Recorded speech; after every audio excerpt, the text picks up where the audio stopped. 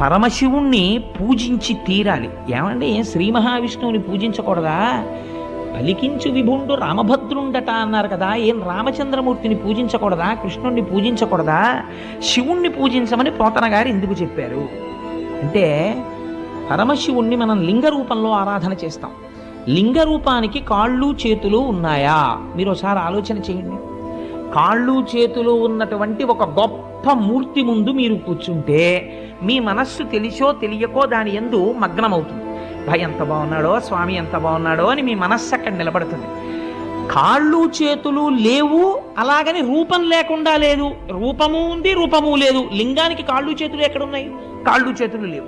పోనీ అసలు రూపం లేదంటావా? ఏదో ఒక రూపం ఉంది శివలింగానికి. కాబట్టి ఇప్పుడు ఏమైంది? రూపము లేదు, రూపమున్నది. అరూపరూపి. అరూపరూపి అయినటువంటి లింగమును ఆరాధన చెయ్యాలంటే మీరు సాధన